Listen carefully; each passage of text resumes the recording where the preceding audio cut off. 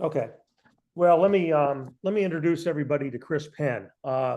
Many of you remember Chris as the outstanding keynote speaker that we had in 2023 at our ISBM members conference. That was back in when ChatGPT had just been released several months before. AI was just coming on the scene. And I introduced him then because Chris Penn has been working his whole professional life in AI, sort of under the radar screen. Well, that all changed. Chris is now truly one of the world's most foremost sought after speakers. He has exploded onto the scene. His expertise, his ability to make AI, the concepts of AI simple and understandable is unparalleled from what I have seen. And he's going to talk today about a really cool topic. I think, Chris, you're going to share, or do you want me to run your slides?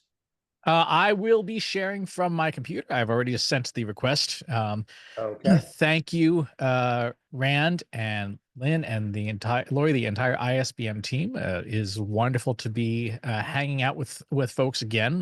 For those of you who I've spoken to in the past, thank you for being here. As Rand mentioned, things are a little different now. A year and a half later, AI has become the topic du jour all across every industry. So today, what we want to talk about is the very specific use case for B2B marketers using AI to improve and to create and improve ideal customer profiles. Now, as Rand mentioned in the agenda, this is an offer. This is a service that my company provides, but I'm going to try not to be an obnoxious selling from the stage person. I do want to set some definitions up front. An ICP, an ideal customer profile, is not a persona. They are different. The ideal customer profile contains all the information that you would want to know about your ideal customer. A persona is a subset of an ICP. A persona is almost like a character that you derive from your ICP. And we'll talk about why this matters a little bit later on.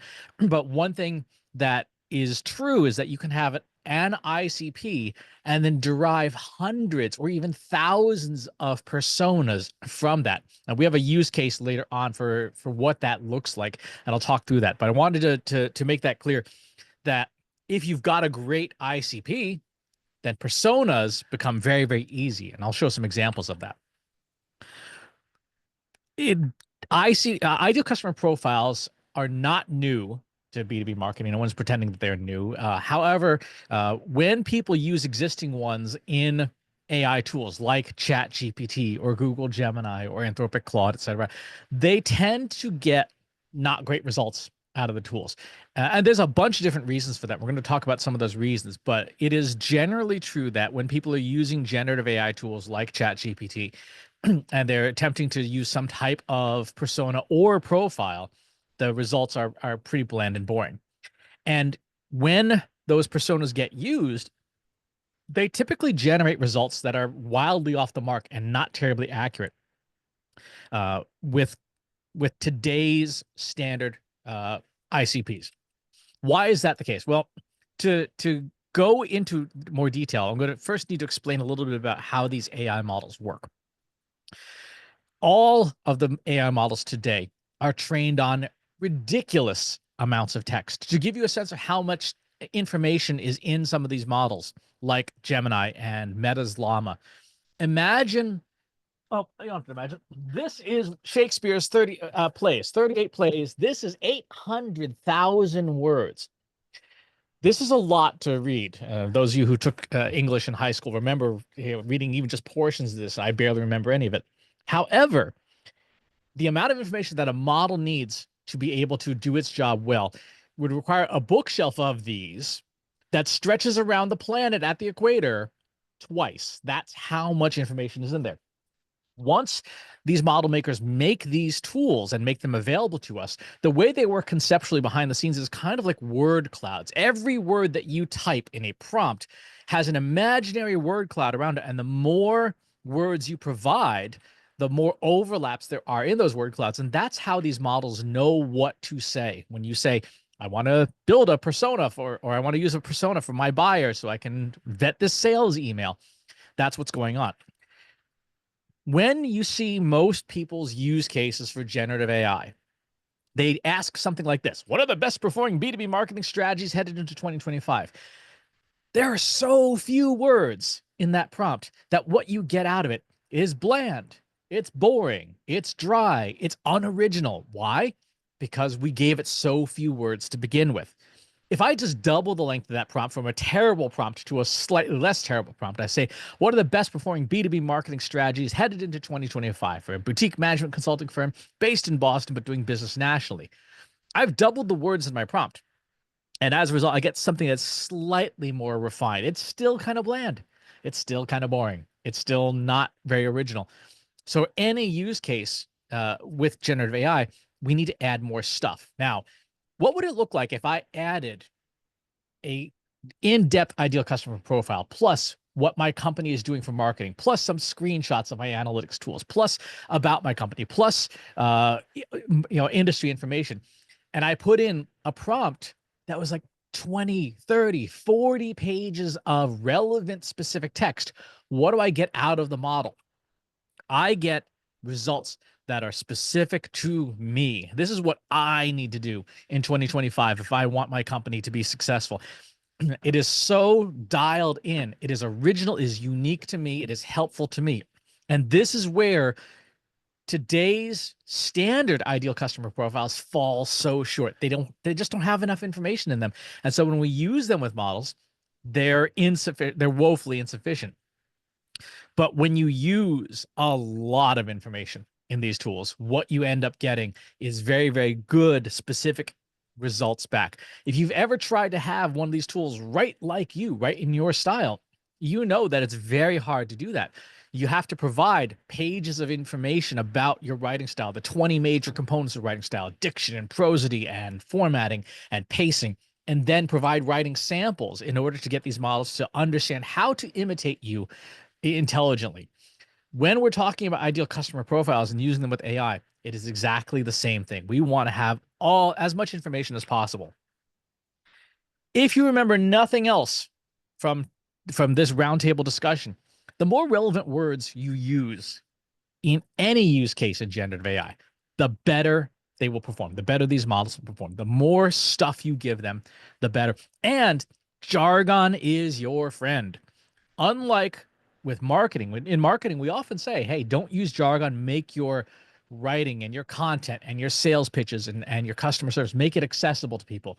The opposite is true with AI. The more specific and techie and jargony that your prompts, the better the models perform, because you're dialing into something that is so specific that only your niche of the industry would talk about that.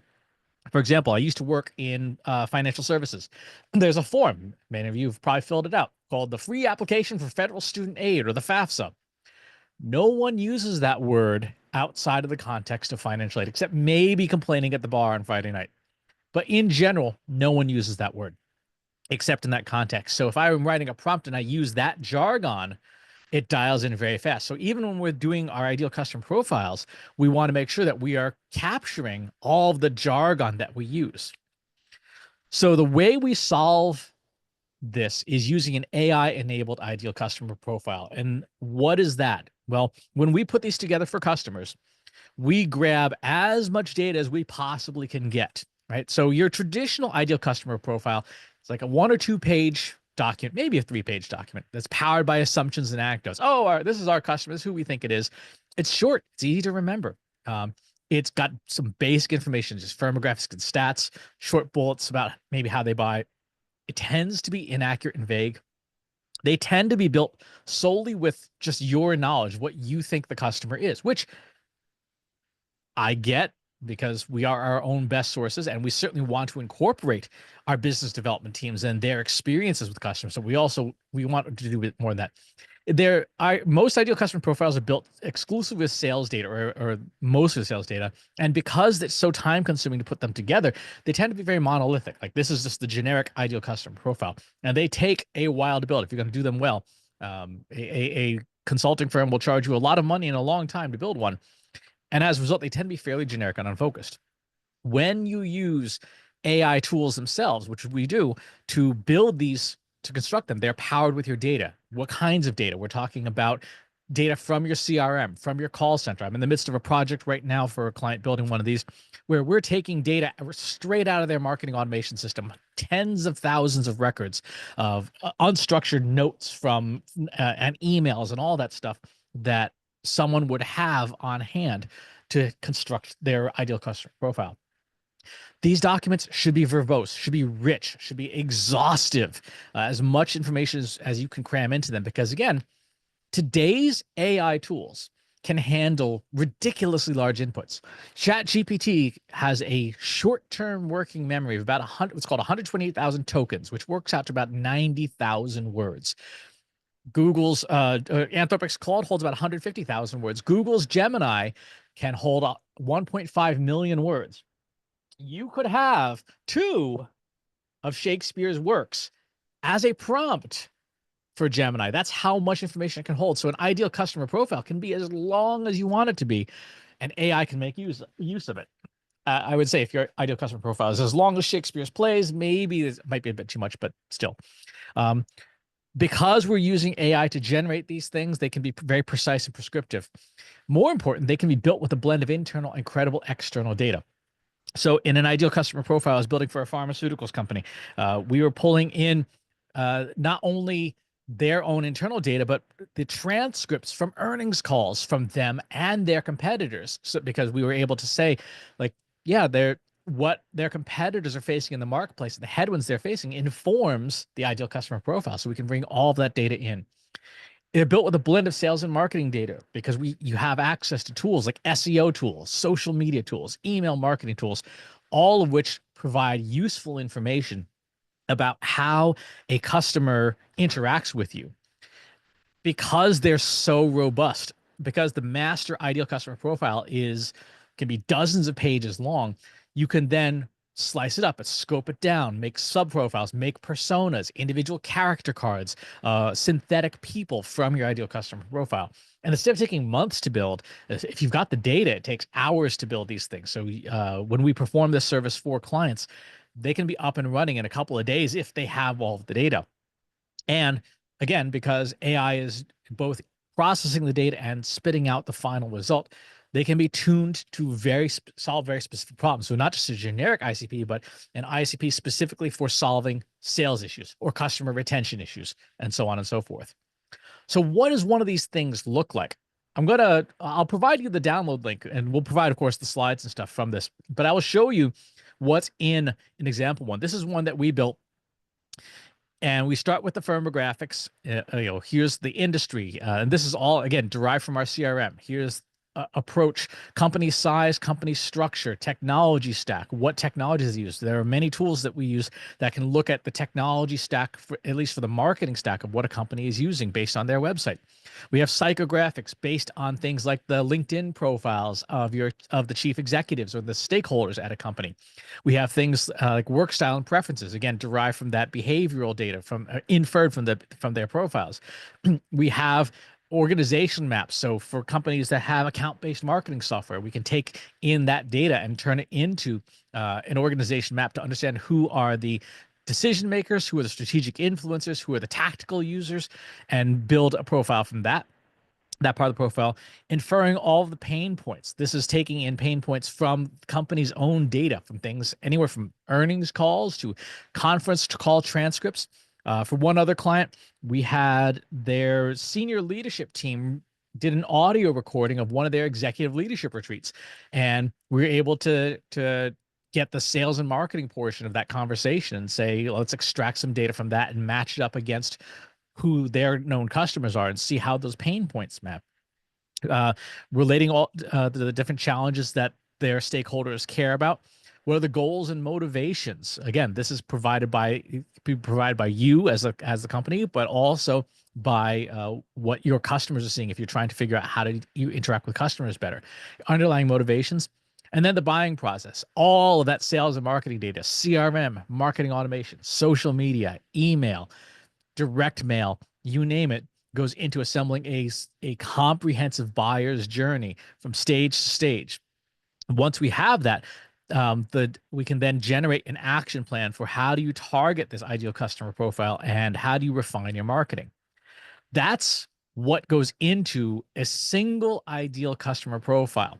Now, that's probably a little on the overwhelming side, and that's okay, because in many ways, this is not for you. This is not for me. This is for your machines, your AI, your people who use AI tools, everything from basic chat GPT all the way up to the most sophisticated implementations.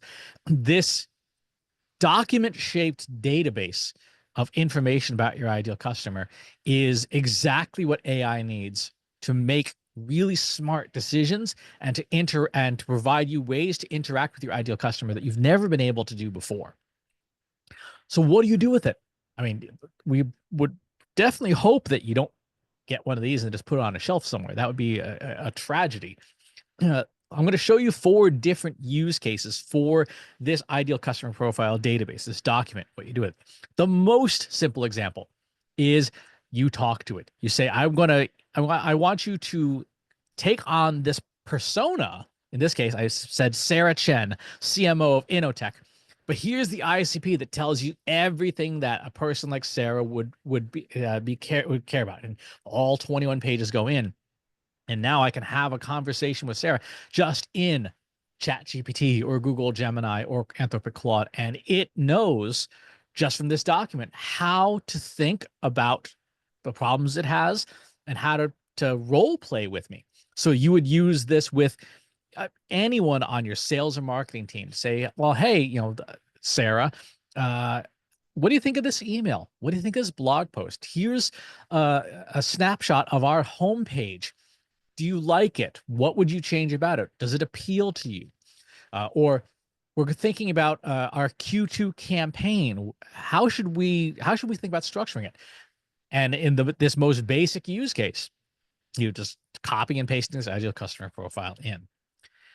The second, here's an example. I said, when it comes to choosing a consulting firm like Trust Insights, Sarah, what are the key criteria? How do you make decisions? Because I'd really like to know. And Sarah goes on and responds on what her priorities are and how she would make a decision about a company like ours. So I can use it to guide our sales efforts.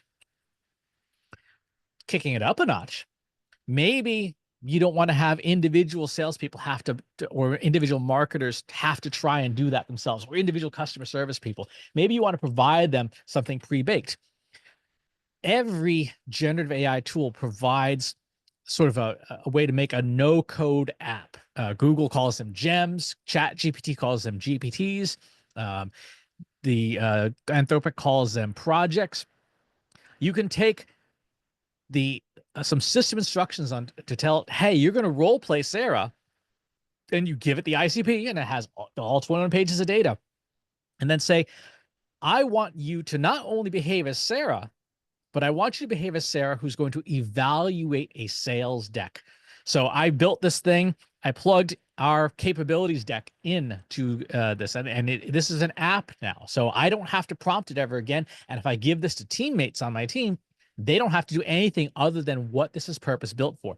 I dropped in our sales deck, and Sarah told me it's not great. I got a lot of work to do. She says, my initial impression is the sales deck is visually clean and organized, but I don't see how it relates to me at all. This is not customized for what I care about as the CMO of Innotech. So if I was using this for a pitch, I'd be like, whoa, it's a good thing that I'm not in the pitch right now, because this would go really badly for me, because I clearly have not addressed any of what Sarah cares about. Think about this in business development. How useful would it be to have a prospect preview your sales pitch and give you feedback, perhaps even in real time as you're pitching?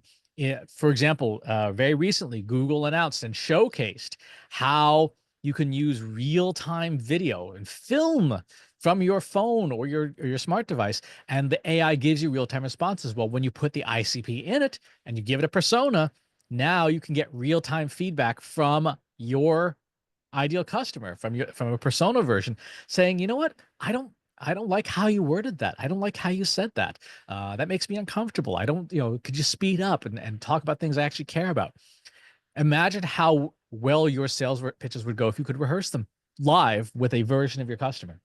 Imagine how your social media teams might do dealing with crisis communications. If you have a customer, you can say, "Oh, hey, we have to announce a price increase. We're running into some issues with inflation and pricing. Here's how we want to announce the price increase. What do you think about it?" And you have a custom app of that ideal customer, and they say, "You know what? I'm pretty unhappy with you." And you can ask for advice. Well, how should I tell you that we have to increase prices 13%? Any communications objective, anything where you need a customer in the room, but you don't have one at moment's notice, you build apps using your ideal customer profile. So that's the intermediate application of these things. An advanced application of these things, you can build them as chat agents right inside your own infrastructure. If you use systems like Slack or Discord or even text messaging, your ideal customer profile gets inserted into a system like one's called Google's Vertex AI, which is what I used to build this. And this is right inside my company's Slack. Our virtual customer, I can chat with it like an employee, and I can ask, "Hey, I want some advice. Here's the most recent issue of my newsletter. What do you think of it? What could I do to make it better?" And our virtual customer says, "Well, I didn't really, get exactly what it was that you were after. Maybe you could make this a bit more clear." This is now talking about scaling the use of AI with your ideal customer and making it so easy for employees, so easy for team members. They don't even have to think about how to prompt or how to load ChatGPT. They just talk to these things like their coworkers in the office. And again, informed by that huge database of the ideal customer profile, this is a capability you can unlock. There's another one. In fact, let me bring this up because I have this running live. I took my one ideal customer profile and I split it into two personas. I broke it into Sarah, the CMO, and then I also said, infer Alyssa, the email marketing manager for this company, and Alyssa reports to Sarah, build a persona from the same ideal customer profile for Alyssa. And so now live, I can talk to these things and say, so if I were to offer consulting services to you as Trust Insights, what would be the highest priority thing I could do to make your life easier? And behind the scenes, these tools are crunching away the words necessary. You can see actually making decisions. Alyssa here is thinking about this. I can have focus groups made of ideal customers. Alyssa says, "Great question. Help us integrate our data sources. We need a better personalization strategy." And I could say, "Sarah, what could I do to make your life easier?" Think about how impactful it would be to have your teams train with versions of your customers that they can test out ideas, they can test out verbiage, and with very smart models behind the scenes doing the language and the ICP guiding the personas, you can test out every wild idea possible, get feedback like, "Oh, that didn't go over well. Maybe we should do that, or maybe we should talk about it in a different way." Maybe our customer could even give us a perspective about how they see us, reviewing what our strategy is or what our product roadmap is for the next quarter.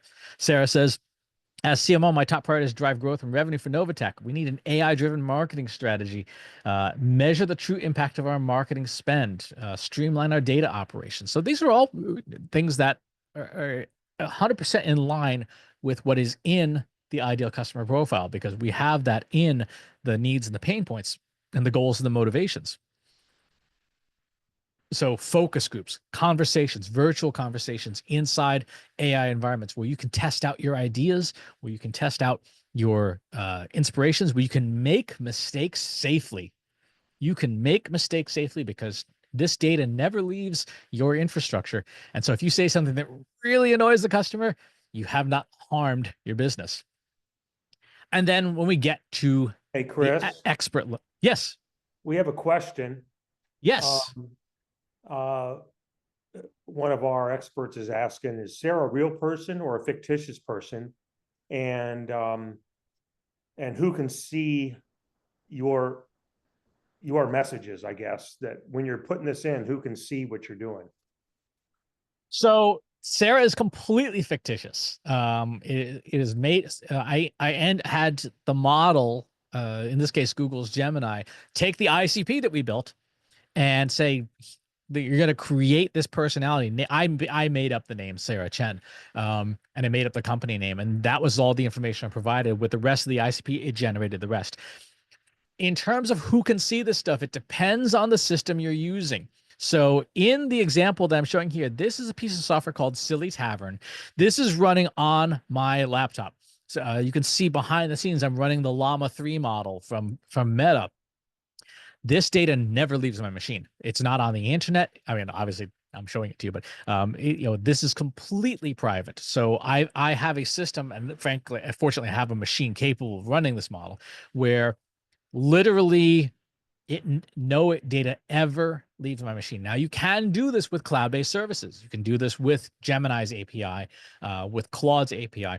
When you're using the APIs, the paid versions of these models, generally speaking, your data is safe. However, you will need to check the terms of service and the service level agreements you have with the different vendors as to what level of safety they provide. I'm doing this on my machine, A, for the privacy of B, because when I run it on my machine, it doesn't cost me money. Okay, thanks. Mm-hmm. All right. And then finally, what could you do with these things at the expert level? If you were to go just completely hog wild. Let's see if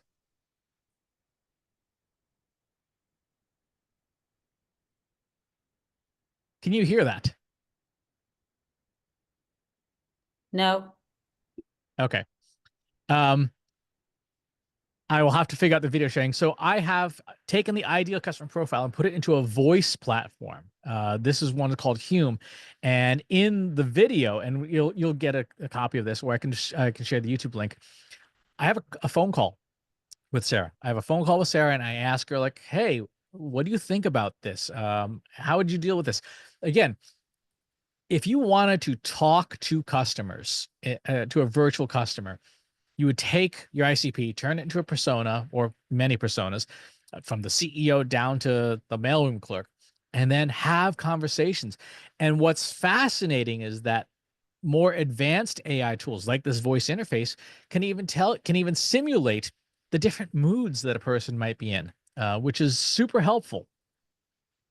Another example of what to do with these things. This is an experiment that we ran recently for a client.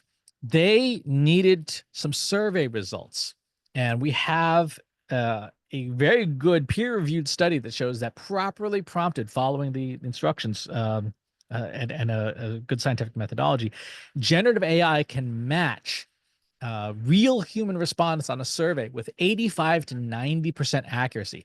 Now, this particular customer ran this survey, and it's a really long survey. It's like 28 questions, and nobody wanted to fill it out. Like, they got 20 responses, and they were hoping for 1,000.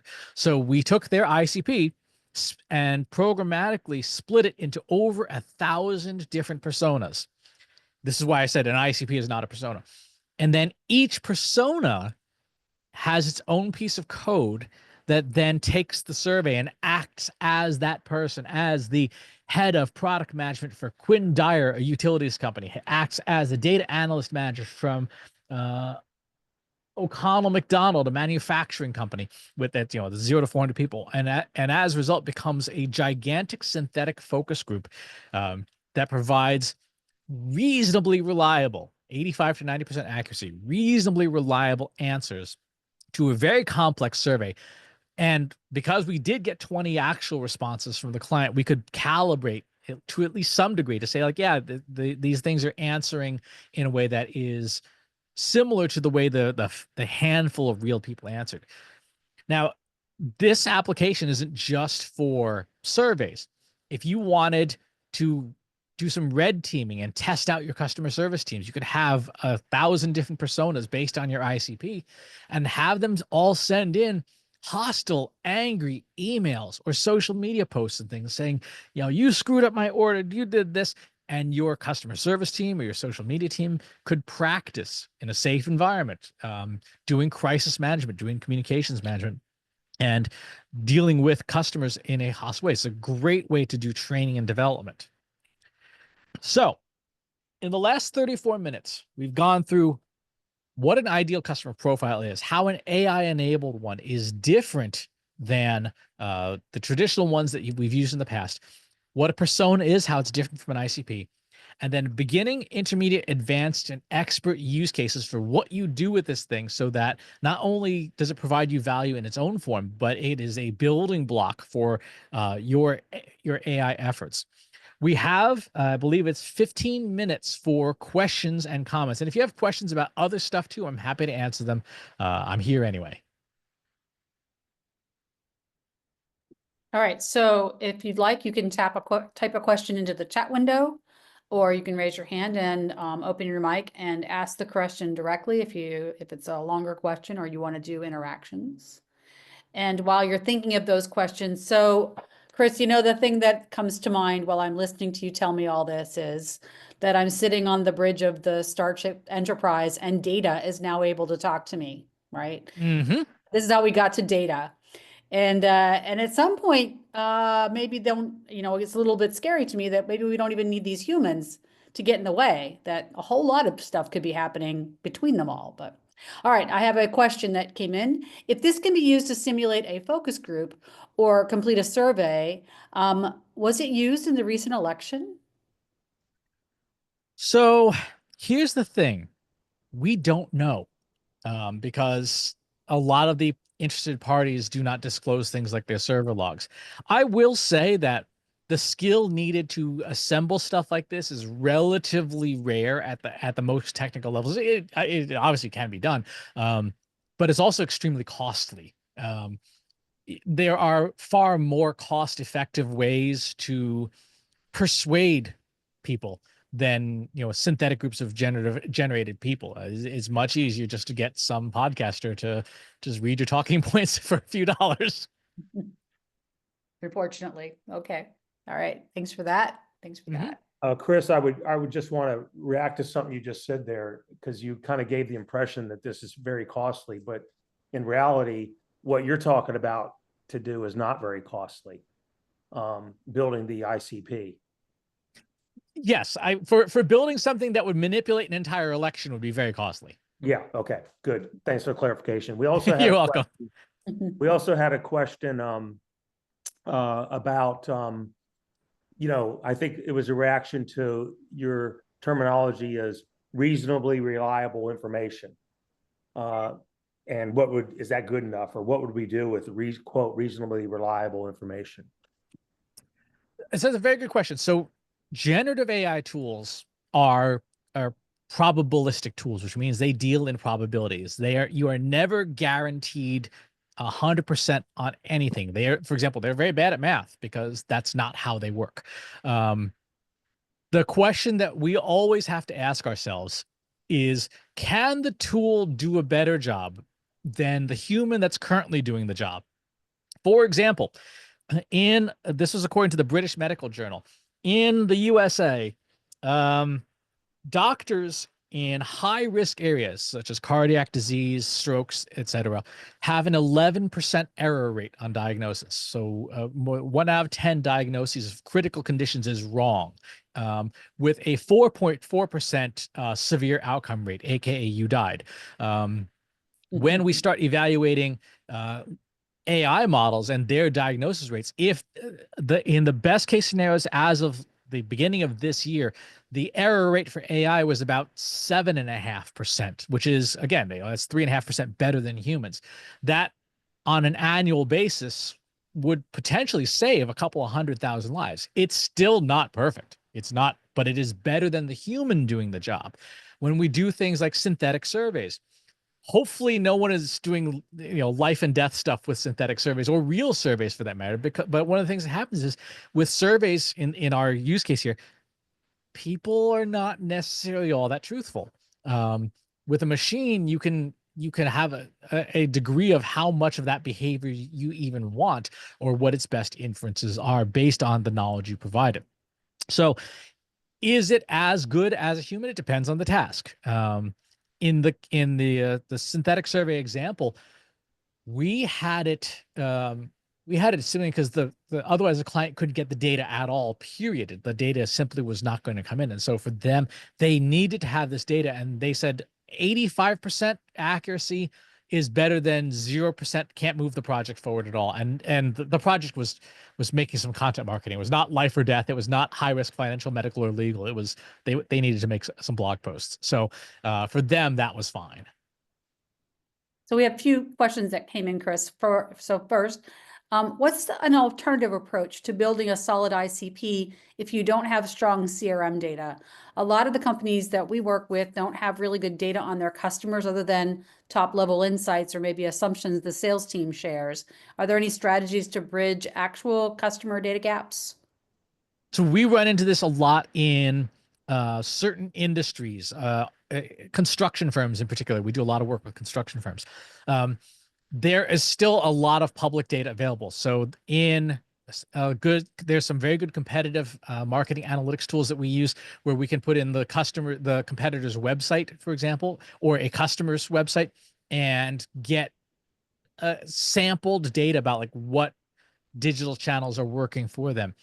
There obviously are interviews that you can do, one-on-ones with actual customers. That's a great way to get particularly a lot of qualitative data about how a customer thinks. So if you wanted to do an interview or a panel with them to build some of that information, there are things like people's LinkedIn profiles, or alternately things, go old school. You have resumes and CVs, you have bios in the local newspaper, where there's almost no company other than three-letter government agencies where there is not substantial public information somewhere about what that company does and how they show up in the world. Because if they don't, then they're probably going out of business because no one can find them. Mm-hmm. Could you speak a little bit more just about the security of the data? So if we create a prompt and we share it, a prompt with information about our project and our products, would it be teaching all of AI about our product and markets that could be used by others? Or how do we keep that safe? It depends on the tool you're using. So the golden rule is this: if you're not paying, your data is what you're paying, right? So if you're using any free AI tool, it is not free. You are paying with your data. If you are using paid AI tools, look at the contract and the terms of service. So for example, with Anthropic's Claude, out of the box, if you're paying, your data is completely safe. They do not use it for training. They do not have human beings looking at it and reviewing it. If you are using Google's Gemini for Workspace, in Google Workspace, it even says right on the screen, we do not use your data for training our own models and things like that. If you're using the API versions of any of these tools, they all say outright, your data is never used for training. However, if you have data that is so sensitive that you cannot have it in third-party hands, things like healthcare data, then you would use local AI, like the version I showed you on my screen, where it's running on my computer so that that data is not leaving your infrastructure. If you work for a three-letter government agency and you're getting, field notes from your field agents, you're not going to trust that Google or Meta is not somehow looking at that data, because it is literally a matter of life or death. You run that on your own hardware. Yeah. Just a summary, just to make sure we actually get this. So we could create an ICP of a target key account and then build a key account plan based on what we've fed the information to, right? And then it would tell us kind of what the strategic initiatives would be for the key account. Like what would they be more receptive to wanting? Is that right? Yes. Awesome. And let me give you a fun example of that. This is one I did recently. I pull up my documents here and just find so this is a pharmaceutical example. So we actually did a SWOT analysis on this competitor's pharmaceuticals. And not only do we use standard marketing data, we also extracted all 1,900 jobs that this competitor was hiring for, because you don't hire FTEs for things that are unimportant. You hire FTEs because hiring is expensive and time consuming. You hire FTEs for strategic initiatives. And from that, we were able to infer, here's what this competitor sees as priorities in their lines of business. And they were able to take this and run with it. So in the same way, when you're doing an ICP, if you don't have information about the company, but you can see what they're hiring for, then you have information about that company. Mhm. Good, good, good. And then maybe one more question. Penn State in particular has been recommending Microsoft Copilot for reasons of security and encouraging people to not use anything other than Microsoft Copilot because of the security of the query and the information. Is there really a great deal of difference in security, and how would one know if they're in a very large organization, if it's a paid version or an unpaid version, say at Penn State? So if you're at any large institution and the institution is providing you the account and is administered by IT, you can be reasonably certain that it is governed by that institution's contracts with Microsoft. Copilot is part of Office 365, and as a result, a lot of companies bundle it in. It's not particularly good, but it is, is within an infrastructure that IT controls. Generally speaking, an organization's IT department should know which big tech provider they use, if you're a Google shop or a Microsoft shop or whatever. And then there is usually some AI tool that is within that ecosystem. So for example, if you are an IBM shop, you are using your Watson X is provisioned within the rules and the regulations and the governance of your IT. If you are a Microsoft shop, Chat GPT can be administered through Azure, through Microsoft Azure. So you can have an Azure version of Chat GPT that's locked down to your company, and your IT department will be able to provide that. And obviously, if you're a Google Workspace customer, then you have Google Gemini through Workspace. If your organization is not providing tools, then that becomes a question. We don't know, who's has permission to use what. So one of the things that we also do, and it's not part of our ICP service, it's separate consulting, is doing stuff like audits and governance and saying like, do you even know who's using what on your instances of computing, because you do want to reduce risk of people using free tools because the company didn't give them a tool to work with. Right, right. Great. All right, I've run through all the questions that I see here. I'll make one last call if anybody wants to speak up or type. Otherwise, Thanks, Chris. I think that pass shows the importance of having a governance policy and that's built by experts so that we employees can trust that we're using these tools safely.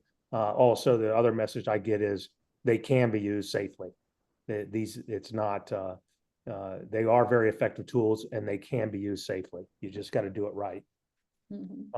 Exactly. These tools are they are tools. They're not sentient. They're not self-aware. They're not Skynet. They're not going to blow up the world. They are tools. And so if we learn how to use them well, they can be incredible resources for us. The challenge and the bigger problem that we are seeing organizationally with companies is not the technology. It is people. It is, in particular, it is resistance within organizations. A lot of people are worried that if they use AI in their job, the company will see that they are not necessary. And that is far from true, because to do really well with AI, you need to have subject matter expertise. You cannot use these tools naively. They deliver very poor results that way. If you are a true subject matter expert in, for example, hyperconductive metals, you know how to ask better questions of these tools than someone who knows nothing about that. Yeah. Okay. All right. Well, thanks a lot, Chris. I will, full disclosure, we did not create ideal customer profiles of all of our members, but I still think that we nailed it with your presentation. So we really appreciate that. And I also wanted to mention that I found out today that there is a recent academic research that shows the true efficacy of these I don't know what you call them, virtual or generated customer panels and customer feedback personas and so forth. And it's being published in the Journal of Marketing, which is the preeminent academic journal of B2B, of marketing research. So thanks. This stuff works. And if you're interested in maybe doing your own ICP for some of your markets or products or whatever, contact us. It's very affordable, and I think you'll be shocked at how affordable it is, actually.